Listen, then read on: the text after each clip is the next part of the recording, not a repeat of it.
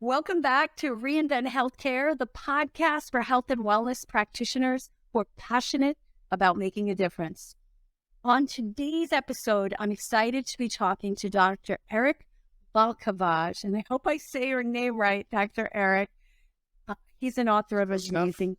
Close enough. I keep wanting to call you baklava, one of those delicious. I think it's a dessert. It's Balkavaj.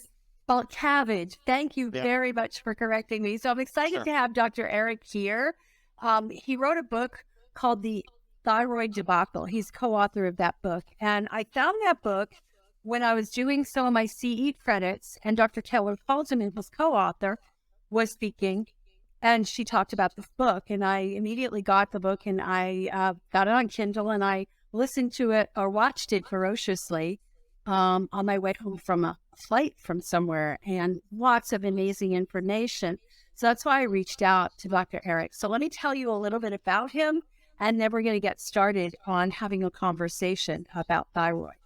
He is the owner and the founder of Rejuvenate, a functional medicine clinic in Chadford, Pennsylvania. He's a functional medicine practitioner. He's board certified in integrative medicine, and he's being a licensed chiropractor. He's the co-host of a podcast called Thyroid Answers, and it's a podcast that's focused on answering pressing questions to those suffering from chronic hypothyroid symptoms who can't get answers elsewhere, which is a lot of people. So he also does educational Thursdays on Vimeo and YouTube, so you can catch him there. He's made it his mission to change the way medicine views thyroid, because there's so much wrong with that, and I want to hit on some of that. And I've hit on some of that in our previous podcast episodes. And I'm excited to have him here today. So welcome, Dr. Eric. Thanks for having me. Thank you for being here and taking time out. I know that, writing that book was probably a big feat. Lots of research in it, which is what I really love. And I love the way the book is laid out. So we can talk more about that as we go along. But it's basically what's wrong with the Western medicine approach, and then what can we do differently? Like, what's the science behind what can we do differently from a functional perspective? But what I really did like also is you put into perspective the fallacies with a lot of the allopathic medical approaches to thyroid and where it falls short, but also where a lot of the functional approaches fall short. I sometimes call it allopathic or green allopathy. Because we change kind of the tools, but we still keep the same mentality. And your book covers a totally different mentality, and I absolutely love it. So let's just jump right in and get started. And starting with, why did you call your book The Thyroid Debacle? I think because we see so many people that are struggling with chronic hypothyroid signs and symptoms, and because one test is within a reference range, they're told they don't have a thyroid problem or a thyroid physiology problem. They just need to eat less or exercise more, or they're just crazy. And then we have another group of people who finally get diagnosed with hypothyroidism, get put on medications, they achieve biochemical well-being based on trying to manipulate a lab value into range, but still struggle with chronic hypothyroid signs and symptoms. And their doctors again tell them, hey, you're just probably crazy, or you're eating too much, or you're not exercising enough, but you can't have a thyroid condition because we've normalized your TSH. And for some people, they even feel hyperthyroid at the same time they feel hypothyroid, that their doctors tell them that can't happen. And so what we're doing, how we're assessing thyroid physiology, it's a mess. It's a debacle. So we need to change the way we look at thyroid physiology. And I think the allopathic approach, I understand what it is and why they do what they do, and they don't really have the tools like we do to address it.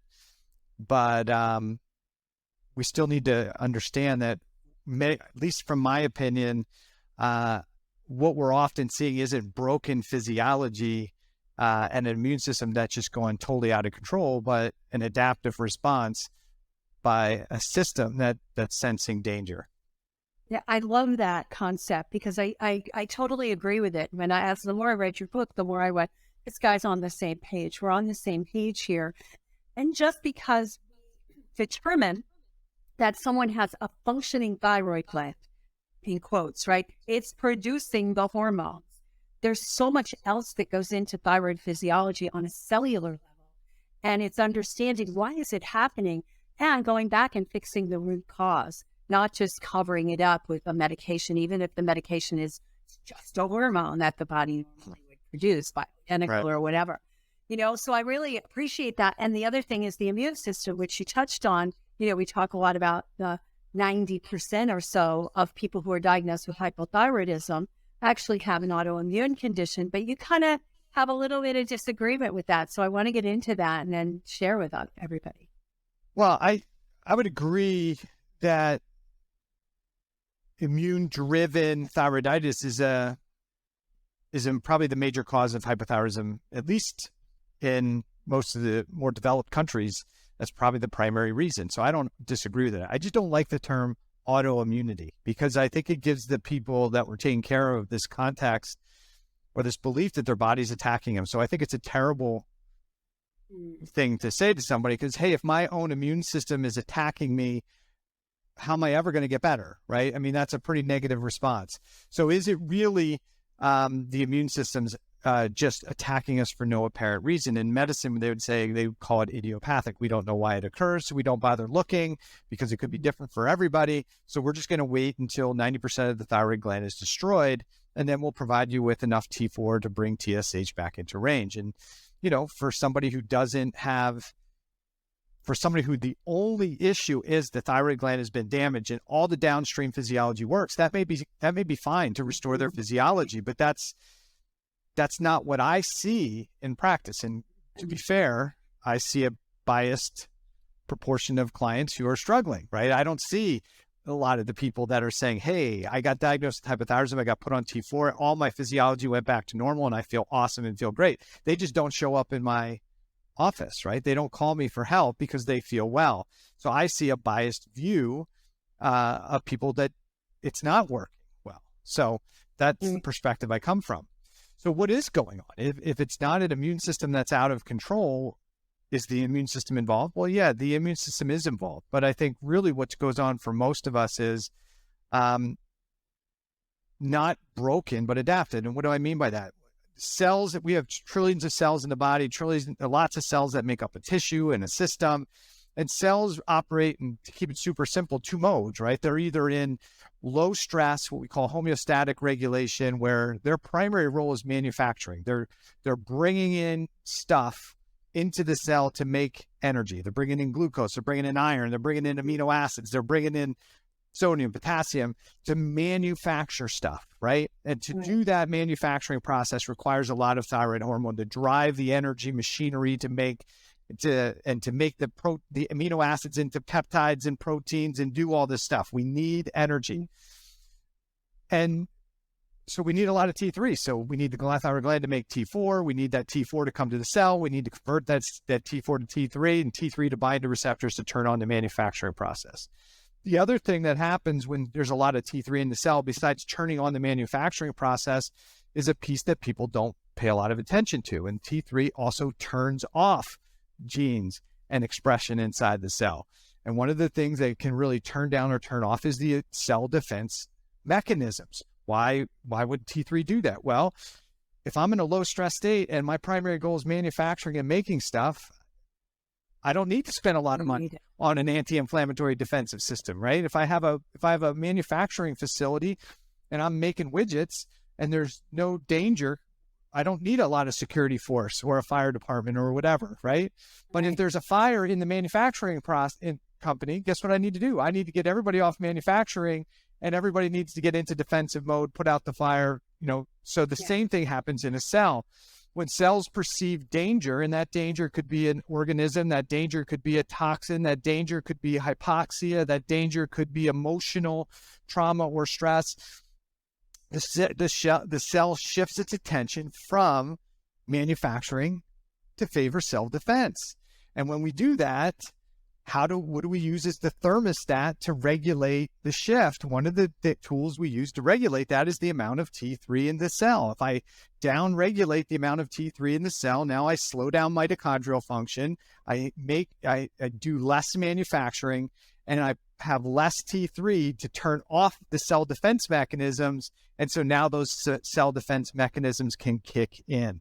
And now we can release inflammatory signaling molecules, we can stiffen cell membranes, and we can actually try and protect ourselves as the cell. And so I explain that to my clients, like, if those were the two scenarios, which one do you think you're probably are? I think I'm probably in that cell defense position. Absolutely. So down-regulating the conversion of T4 to T3 and those hypothyroid signs and symptoms that you experience aren't broken. That's the adaptive change. It doesn't feel good, but that's the adaptive change by the cell. And so if you get diagnosed with hypothyroidism, or you have those hypothyroid signs and symptoms, but you still have a functioning gland, somebody's going to say you don't have a thyroid problem because your TSH is normal. But the TSH isn't assessing what's happening inside the cells and tissues. It's really assessing how much T4 is hitting the hypothalamus and maybe how much T3 is getting to the pituitary. But you could have a perfectly functioning gland and still have hypothyroid signs and symptoms. I mean, we all experience it. We get a virus or a bacterial. I feel tired. I feel fatigued. I have no energy. I feel lethargic, right? What is that? And that's those cells having a short-term hypothyroid experience to deal with the threat. I mean, then we deal with the threat and it goes away, right? So the issue becomes more problematic when we have more chronic stress response going on, because one of the things that cells under chronic stress will do is they're going to release signaling molecules to warn the other cells that, hey, there's a bacteria, there's a toxin, there's a virus, and it's releasing signaling chemicals to warn the other cells so they can kind of stiffen their cell membranes and limit the access of things, but also to activate the immune system, because they want the immune system to come help. And so those cells in danger release those signaling molecules. They also can release things like what we call DAMPs and PAMPs. DAMPs are damage-associated molecular proteins. So if I'm a liver cell and I release part of my liver innards, right, my damage-associated molecular proteins, or DNA, these particles that go out into the bloodstream, now the immune system goes, oh yeah, I got to go to the liver. That's where I'm going. I got to go to the liver. We're going to the liver. If I have a bacteria or an organism that I feel threatened by, and I can get a piece of that organism and throw that out into the bloodstream, now I can alert the immune system that, hey, this is the thing that you're looking for. Okay. And so that's part of a normal defensive mechanism. Now, what's interesting when you look at the literature and the resource and the research is that we often think that the immune system is out of control, and that the thyroid antibodies that we test for are like little Pac-Men eating away the thyroid gland. And that's really not what happens. What's probably what's doing most of the damage is what we call the infiltrating lymphocytes. So types of white blood cells are actually going into the thyroid gland and creating damage. And that's where we could just say, well, it is the immune system is going in there and creating damage. It's the immune system is just out of control. Or maybe it isn't, because those DAMPs and PAMPs, which are those danger-associated particles that are in circulation, there are receptors for those on the thyroid gland and on the thyroid cells, which is interesting, because when they bind to the thyroid cells themselves, the thyroid cells can become immune-like and actually create like a self-destruct mode and release those same signaling molecules out into the bloodstream that then attracts the lymphocytes to the thyroid gland, and then we get the destruction of the gland. The antibodies are an after effect. They aren't the thing that creates all the damage. Although in functional medicine, I think most of us were under the belief that it was little Pac-Men eating away the thyroid gland. And the literature shows that thyroglobulin antibodies don't cause any damage to the thyroid gland, and TPO antibodies cause very little damage, if any. So I look at what's going on from a thyroiditis perspective as, again, a more protective response than an immune system that's totally out of control. Because if I'm one cell and I need to downregulate my metabolism, or one tissue, I do it locally. But if it becomes a chronic inflammatory global issue going on, what's the best way to reduce the metabolism. How do I downregulate the metabolism? The best way to do is to turn the thyroid hormone off at the source. Is there any indication that this may be a good thing to do? Well, sure. If you look in countries where there's feast, where there's famine and starvation, guess what they have a high incidence of? They have a higher incidence of thyroiditis and hypothyroidism. Is that bad? Probably not. If you don't have food, right? Yeah, if you don't have food, then you want a slower metabolism. You don't want a faster metabolism. And when they go into those countries and then try and fix them with medication, they found that they became worse. Why? Because if you put more thyroid medication into a patient to normalize the TSH when they don't have the resources to support a higher metabolism, it potentially is going to create more problems. When you say worse, do you mean worse in terms of their hypothyroid symptoms, or worse in terms of the infections taking control, not getting put out, and other kinds of things like that? Yes and yes. There's a huge issue, in my opinion, with taking too much thyroid medication, especially T4, because we oftentimes think that T4 medication is inactive. It doesn't do anything except convert to T3. It's an inactive hormone. It has to be converted to T3, and that's not true. T4 binds to receptors on the outside of the cell. They're called IVB3 receptors on the outside of the cell, and it can do non-genomic actions. And one of the things that T4 can do is help cells multiply. Okay? So let's assume I have a cell that's sick and not functioning well, and now the cell's down-regulating itself, and let's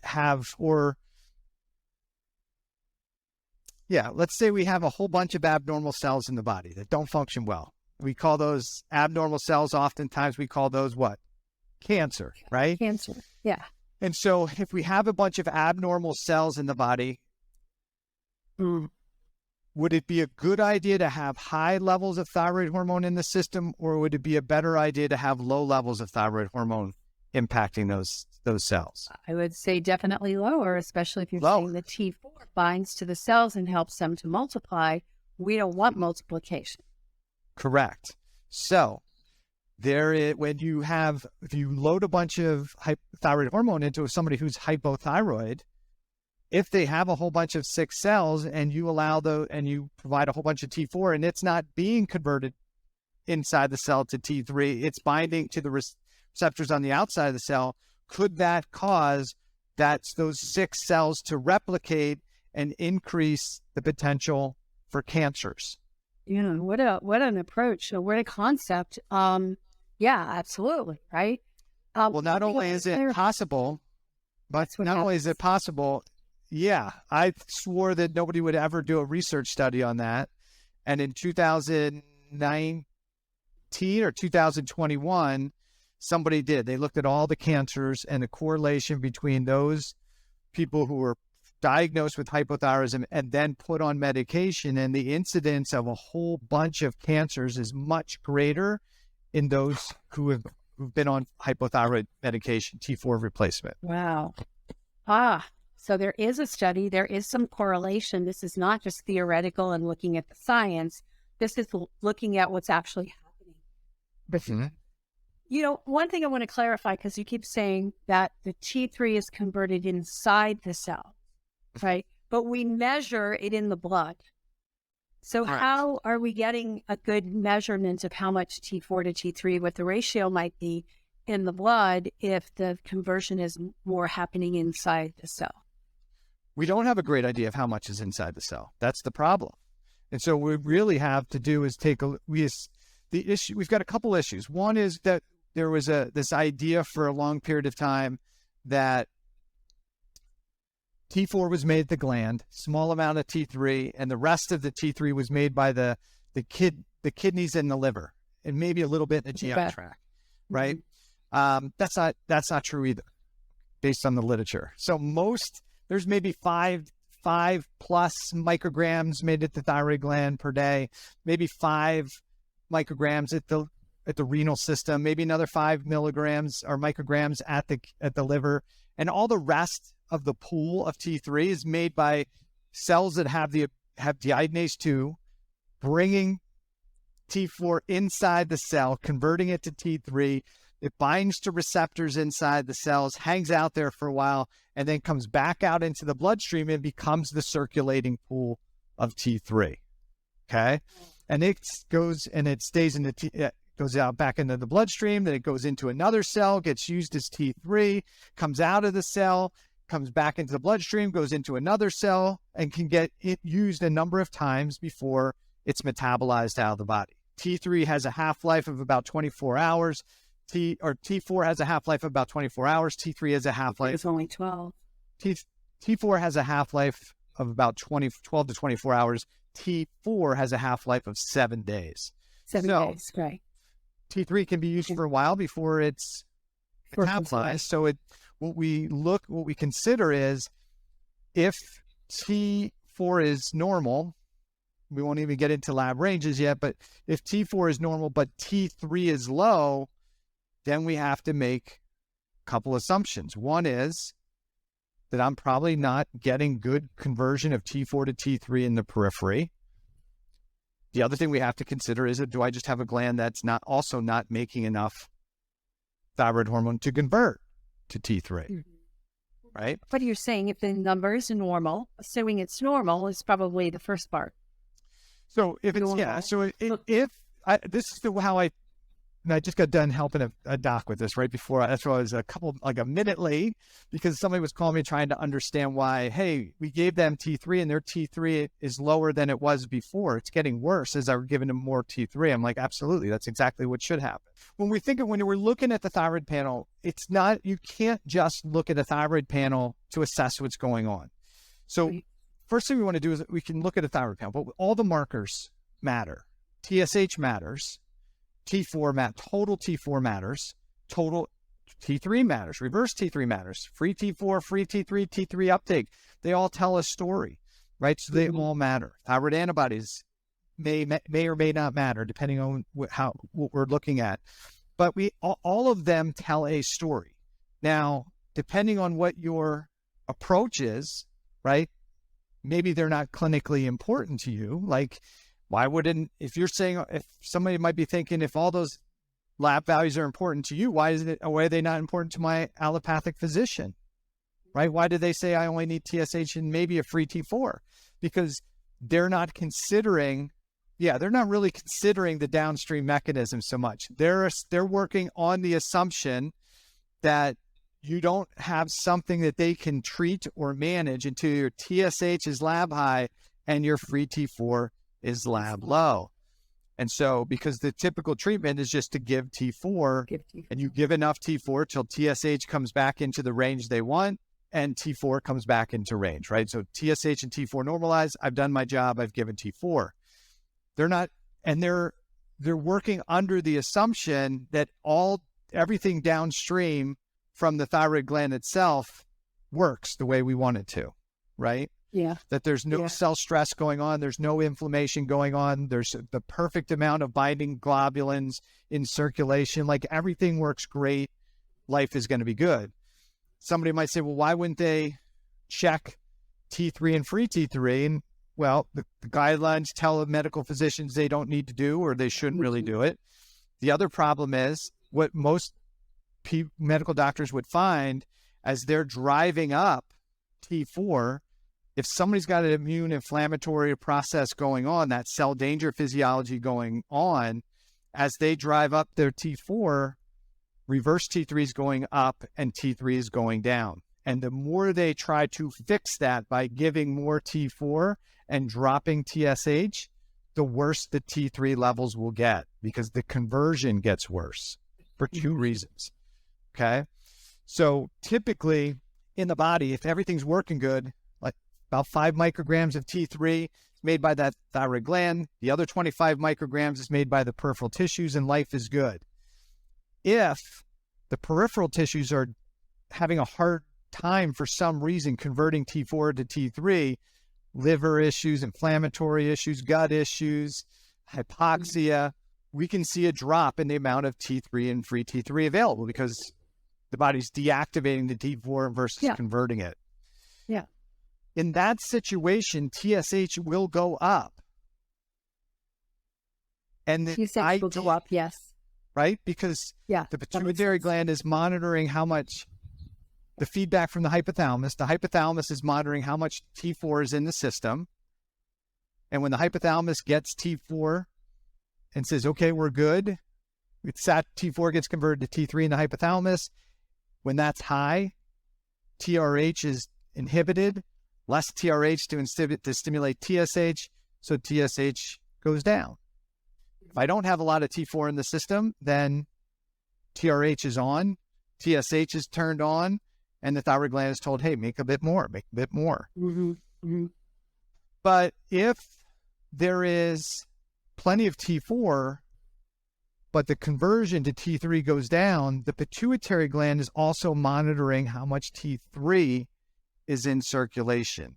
So what we'll see in those patients is they'll start to have a rise in TSH. It may not be lab high at that point, but the TSH is starting to go up.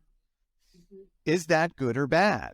And some people might say, well, if they have hypothyroid symptoms and their TSH is going up, then we should give them T4, even if it's not out of the range, right? So that's the argument you read in the papers, right? At what point do we give? Do we wait till they're 6? Do we wait till they're 10? When do we give it to? If they're hypothyroid, if they have hypothyroid signs and symptoms and they're out of that, if they're above 2 or 3, we should give them thyroid hormone. We should give them T4. No, because what is That's not an allopathic. Just to interrupt you there, that's not the way the allopathic look. That's the more functional practitioners are looking that way, because mostly allopathic practitioners are saying, it's not above 5. It's not, above 5. We'd have to deal with it. If you read the literature, you're going to see some of the allopathic physicians arguing over at what point do we give T4, right? But I think it's more of a thing in integrative or functional medicine. We would say if that TSH is over 2, it's out of the optimal range, we need to give them something, right? Yeah. And so one camp would say, hey, we'll give them T4, right, to lower TSH. The other camp would say, well, we're going to give them T4 and T3, right, because the thyroid gland makes both of those, right? So we'll give them a glandular, or we'll give them armor and thyroid, something like that. Mm-hmm. Is that a good idea? Doesn't sound like it. Well, if you give them the medication, right, what is going to happen to TSH? Well, the TSH will go down, mm-hmm. but in reality, it's kind of, we talk about negative feedback loops, which happens throughout the body. We're also going to turn off our own production, so that TSH is going to go down. Now we're expecting this from outside, so the thyroid gland's getting the signal from the pituitary, like, you don't have to do anything. Right. And that can be a long-term problem. Yeah. So the issue is when we have that reduced conversion in the periphery, the pituitary gland is monitoring that T3 and saying, hey, we don't have enough T3 here. So we're going to keep that TSH higher. Normally, the T4 to T3 ratio, the production of thyroid hormone, T4 to T3 by the thyroid gland, is closer to 10-1. Okay. Yep. But that ratio could go down to 5-1 when there's a low T3 state in the body. The thyroid gland's job in that situation is to say, hey, we made our 5 micrograms. The thyroid gland made its 5 micrograms, but the rest of the body is not doing a great job doing it. In their job. Yeah. So let's keep that TSH up and have that thyroid gland generate more T3 to compensate. So now instead of 5 micrograms, maybe it's that TSH being at 2, 3 is helping stimulate another 5 or 10 micrograms that the peripheral tissue can't generate. Now, does that make sense? Yeah, it does. And one question that comes from that is, so when that stimulation, the TSH goes up to stimulate the thyroid, is the thyroid making more T3, or is it converting the T4 that it made into T3? Great question. We believe it's making more T3. Now the question becomes, how is it doing it? How does it know? Right? I think that's the real key thing. How does the body know? because I think there's a different signal that's generated based at the pituitary level. I don't think we have this figured out yet. This is me kind of saying how we don't know, but it's still TSH. So how does the same TSH signal tell the gland we need a 10-to-1 ratio, and the same TSH signal telling the gland I need a 5-to-1 or 8-to-1 ratio? Yeah.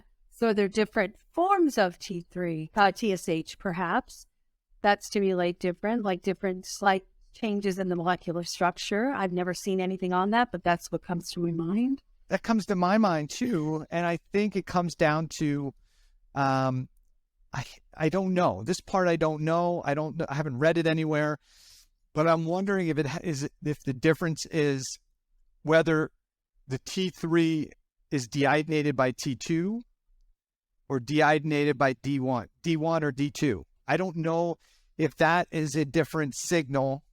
I don't know. I'm not sure how the body knows it, but somehow for the listener, it would be like saying, yo, right? Yo. But if I said, yo, right? It's the same word, but it gives a different meaning. Different meaning. Right? So I think there must be something there. I've read and I don't know that we know the difference yet, but I think that must be what's happening, is the pituitary is able to, based on what are the signals between T3 and T4 in the circulation, it modifies that TSH signal somehow. I don't know what it is yet. Okay. That's all very, very good. I love that you're digging into this, because it makes me think, oh yeah, I didn't think about it that way before. And it's not the typical, you go to medical school, you learn about hypothyroidism, this is what's going to happen. And when this happens, you're going to give this T4, end of story. And anybody else that says they have symptoms, even when that's normalized, they're lying, they're a hypochondriac, they have other pathology going on. And that's the biggest and most underserved population, I believe, out there. They're the ones that are getting the rep because nobody's dealing with it.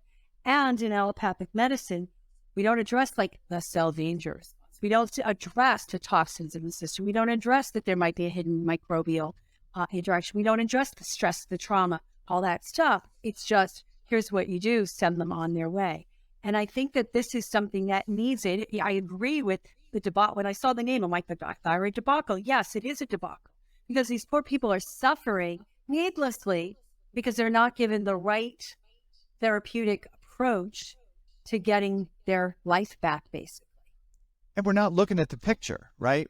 We've narrowed the picture so small.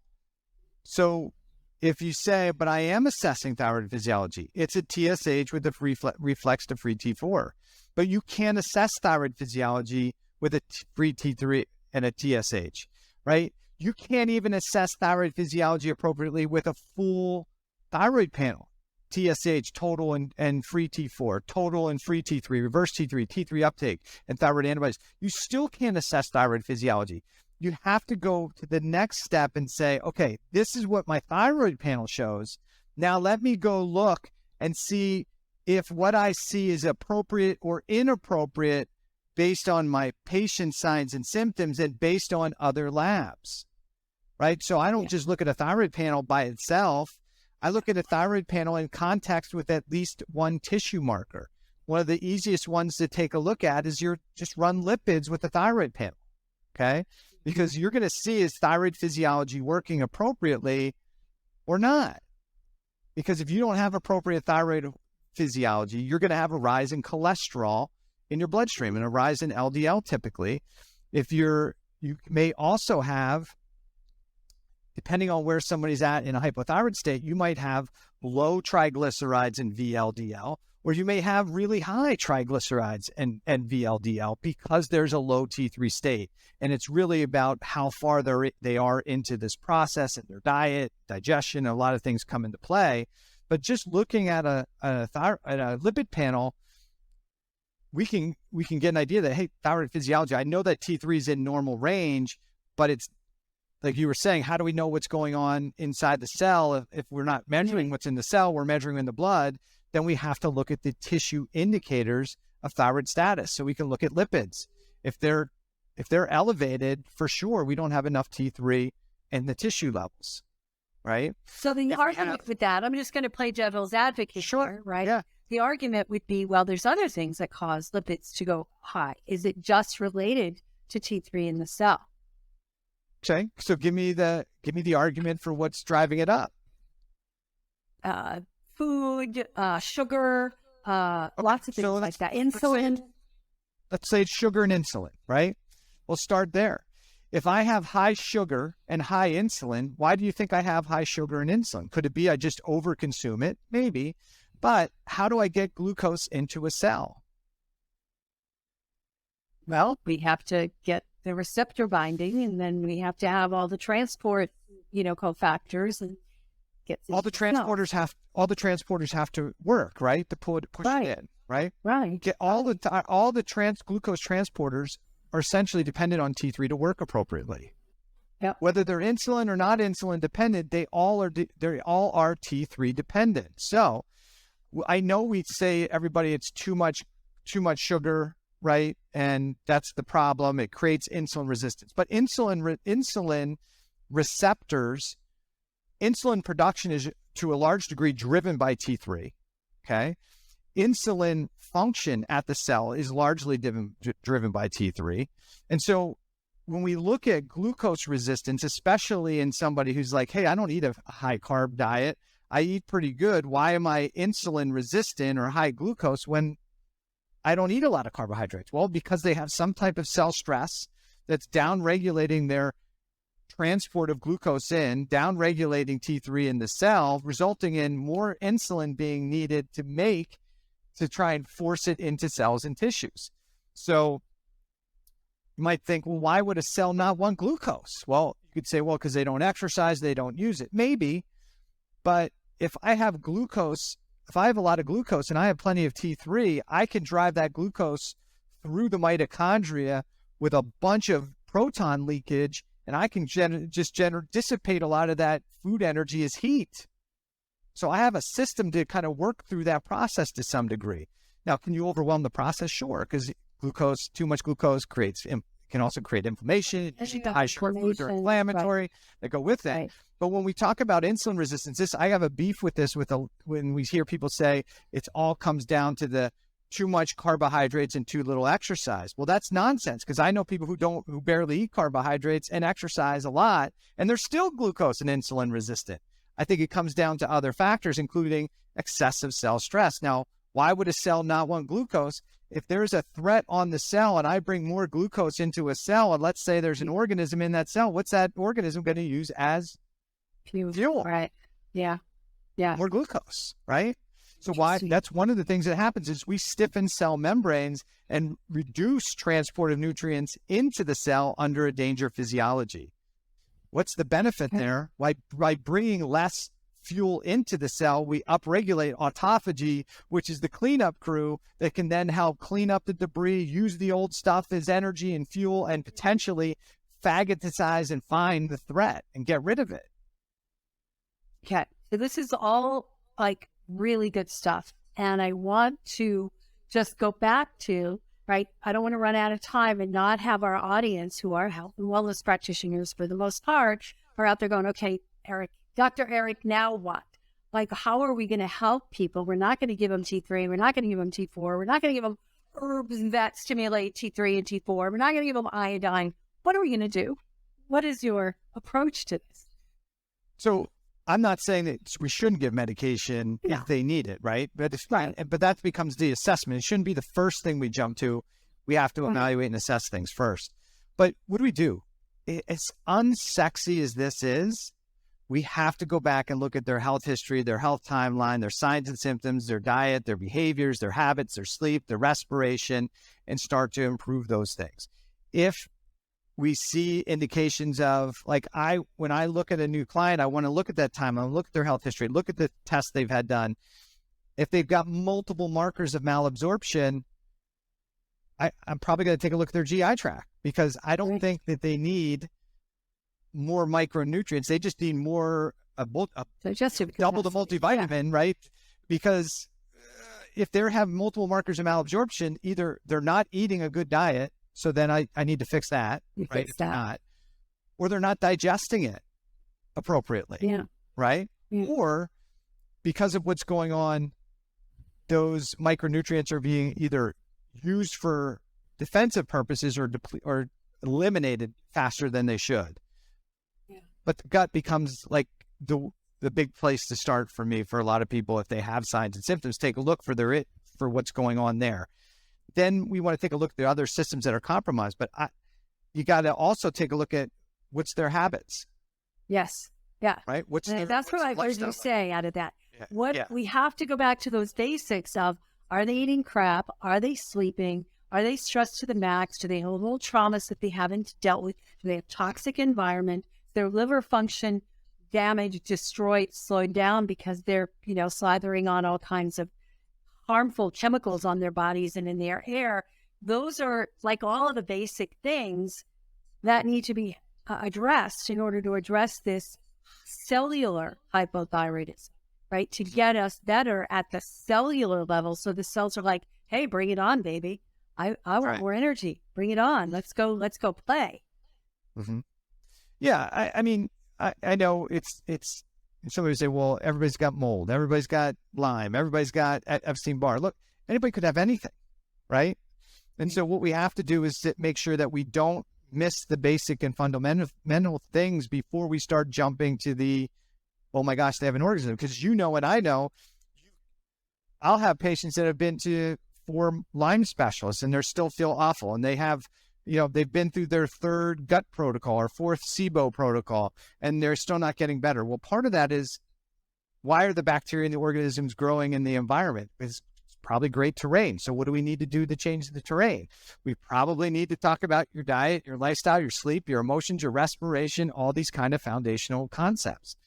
But man, those are things that aren't as sexy for the people to deal with. And people don't want to do it, right? I always say, health doesn't just come in a bottle. It doesn't come in a little powdered potion in a detox formula or whatever. It comes from healthful habits. And people really want to go from allopathic, here's your prescription, but those prescriptions are bad. That's not good for my liver, blah, blah, blah. What do you have that's an herb? What do you have that's, a natural substance? And we really need to go deeper. We really need to go to root cause, which is, why is that cell, all those cells, in a danger response? And how do we remove that danger? Yeah, I mean, we got here because of those things. So how do you undo it? You start peeling back the layers. I think, I think it was the famous philosopher Donkey who said to Shrek as they're walking through the field, right? Like, ogres are like onions. You have to peel back the layers. And, people with chronic illness are like onions. Exactly. We have to peel back the layers. Oftentimes we see what's on top and say, that's the thing I need to treat. Oh, they have Lyme. Oh, but didn't you have that treated a bunch of times? Maybe the Lyme is the effect. It's found a great place to live because of these foundational things that aren't being done well, right? So you got to go back to those things. It doesn't mean we ignore the current infections or the current issues. We need to reduce or eliminate as much of the stressors as possible, and then support the recovery of the tissues, because if you've had a 20-year problem, it's going to take time for the physiology to recover. And, a lot of people want, hey, give this thing to me and I should get better right away. Like, I'll typically use the analogy, like, if somebody broke into your house and attacked your spouse and you fought them off, police arrested them, would you go back to normal tomorrow? Like, would you be like back to cool, chilled, leave the doors unlocked tomorrow? Or would you be on edge like every night, right? Is everything locked, double locked, right? Triple locked, right? Is security on? Is that what you'd be like that for an extended period of time? And our physiology is often like that too. Like, I've been operating in this mode for so long. I've kind of plasticized in this way. And even though circumstances change, we still operate from that mode. And part of our job is to help get that person out of that kind of stuck physiology and get them back closer to homeostasis. And the sad part is sometimes people don't even realize they felt the same way for so long that they think it's normal. That's or normal. I do feel good. You do? I have normal bowel movements. How often do you go? Once or twice a week. That's not normal. That's how I've been doing that for 30 years. It's normal for me. No, Right. it's common for you, but totally abnormal. That's a really good point. The difference between common and normal. And people ask that all the time, but this is what we see. Most of my family members have this problem. It doesn't matter. It's not normal. And that goes back to one last thing, and then we have to close because we have totally gotten to time and gone over. But the thing you said earlier about normal labs, you said we'll come back to that. Normal labs versus optimal labs. Mm-hmm. Even if we get people within those optimal ranges, are we still addressing the cellular problem?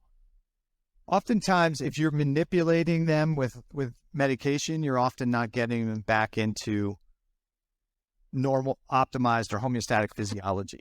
What I've seen in 30 years of doing this is that I rarely ever am trying to manipulate lab values directly. I don't prescribe, but with my clients, I'm usually like, listen, we need to reduce the amount of medication you have. So we're doing the least amount of interference and manipulation of value. So we want to keep you safe. But if we overload the physiology with medication, it actually hides problems, and it oftentimes makes the person worse. They become more hypothyroid. I mean, if you take more T4 than you need, you're going to cause ubiquination of the deiodinase 2 enzyme. You turn it off. Now, you gave more T4, but why does the patient feel more hypothyroid? Because you've turned off their peripheral T4 to T3 conversion. So you don't want to do that. You want to give them the least amount possible. Yeah, but their TSH isn't optimal yet. Who cares? It actually aggravates me sometimes when I hear somebody say, I need to optimize their thyroid physiology before I can fix everything else. Well, what's to say their thyroid physiology isn't optimal already for the state they're in? What you probably need to do is address why it's like that. And then as you do that, guess what happens? Those lab values start to become more normal or more optimal without manipulating them directly. Yeah. Yeah. Great point. Great standpoint. I love it. I want to get back to one more thing and then we're going to close. You said earlier, giving T3 can make it worse. Absolutely. So tell us about that. There's camps in thyroid replacement, right? There's the T4 only camp. Yeah. There's the T3 only camp, and then there's the combo camp, right? Right. But when you provide T3, when you see somebody's not converting T4 to T3, could we make an assumption that they just have what we call a polymorphism of the deiodinase 2 enzyme, and that's preventing them from converting T4 to T3? It's possible. It's possible. Yeah. But what I would say is if you have a history of that person and you can see their T4 to T3 conversion and their T3 history on labs, and it's been normal at some point along the way, it's less about the gene, okay? It's more about the epigenetics. The second thing is if I give T3, now I'm going to start to saturate the pituitary gland with T3, which is going to lower my TSH, which is then going to suppress thyroid gland production. So I lose the ability for the thyroid gland to help me make more T3. Mm-hmm. And I've suppressed T4 production. So the cells that were able to help convert it, I have less. So now I become more dependent in time on higher and higher doses of T3, especially as TSH goes down. Yeah. So the people that you see typically do T3 only need to take massive doses of T3 because they are essentially relying only on the T3 that has a half-life of 24 hours. Yeah, so you got to keep taking it, right? Yeah. And the body never releases 80 micrograms of T3 at any given point or 100 or more. It's always like slow dose through the day. And so we have to break those things down.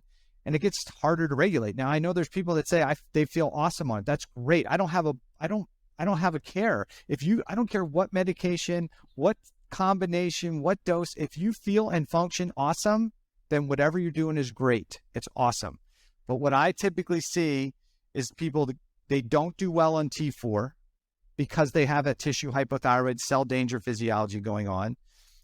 They get frustrated with multiple allopathic endocrinologists. So then they go to an integrative practitioner who says, that silly allopathic physician doesn't realize that your T3 is low. So I'm going to give you T4 and T3. And the person goes through the same roller coaster merry-go-round ride for a while. A small dose of T3, I feel a little bit better. And then they plateau. And then they get a stronger dose and stronger dose, and they keep chasing it. And so now they're frustrated. They're taking higher dose T4, T3 until they're hyper in their brain fog. They have anxiety, the anxiousness, but yet they're still gaining weight. What's going on here? My T3 levels still aren't great. And then they find somebody who's going to give them high dose T3, and they ride that roller coaster up, going higher and higher and higher and higher. And then they get to a point that that's not working either, because what I think a lot of clinicians fail to remember is that if the same inflammatory mechanisms were deactivating T4 to reverse T3, those same enzymes are deactivating T3 to T2. T2, there is an active form of T2, but it's like having a backup generator in your house.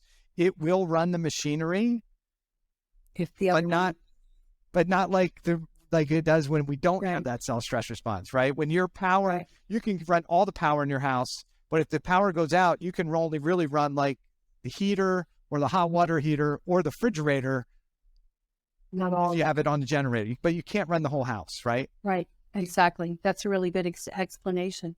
So let's just come full circle and wrap it up.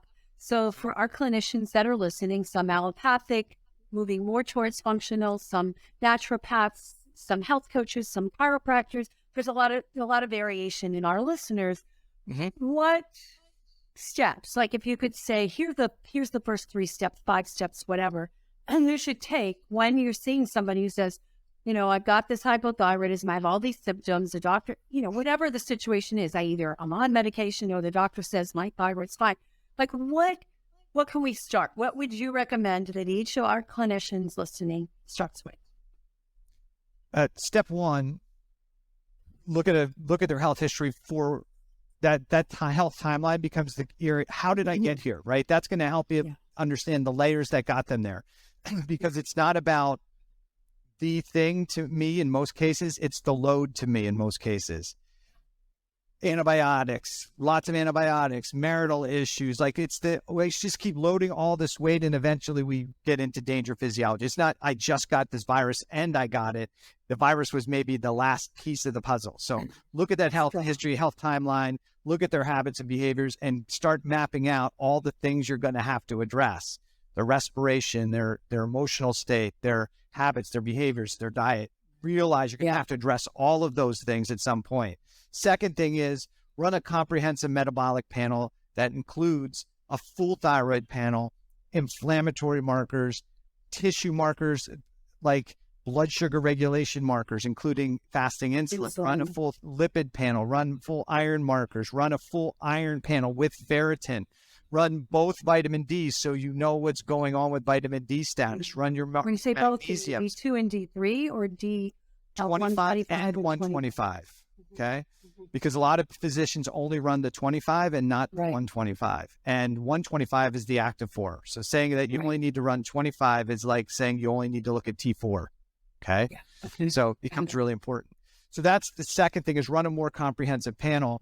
And then 3, help your patient minimize the amount of supplementation before you start anything. If they're on a lot of stuff, get rid of all the excess stuff that they think they need and get back to basics, and minimize the amount of medication that they're taking so that you're not suppressing the compensation that the cells and tissues might want to do. So those would be the 3 big things to start with. That's awesome. So we've been talking to Dr. Eric. Say your last name again for me. Balkavage. Balkavage. I have a hard to say last name too. People botch it up all the time. And he's the author of The Thyroid Debacle. Awesome book. If you haven't read it already, definitely go. We'll put links in the show notes. And definitely want to address this level of thyroid, not just looking at the gland itself, looking at the cellular hypothyroidism, looking at what's happening to the cells. Why are those cells down-regulating the amount of T3 that's going into them? And it's going to boil down to they're going to have to change things. You're not going to just pull out your prescription pad or your herb list and say, here, take this. This is going to cure your problem. They're going to have to do some work. And they're not going to find it real sexy when they have to change their diet or, do some meditations or do some specific things to lower the stress on the cellular level. And then you're going to help people to truly heal and really, truly get to the root cause. So thank you so much, Dr. Eric, for being here and for sharing all your great wisdom. And for all of you listening, remember we all have the power to help people on a deep level when we can help them to change the things that cause them to fall through the cracks in the medical system, the things that cause them to get sick, the things that cause their cells to stop working properly. And our job is to educate them and empower them to make the changes they need to and to let them know what that really is. So for those of you who want more depth, we have a downloadable, reinventhealthcare.com/thyroid. Go to our site at iodmethod.com for more details on how you can learn more about how to be the practitioner of the future, because the future is now. We're not waiting for the future to be those practitioners that help people to change their diets, change their exposures, and live life to its fullest. So until next time, bye, non.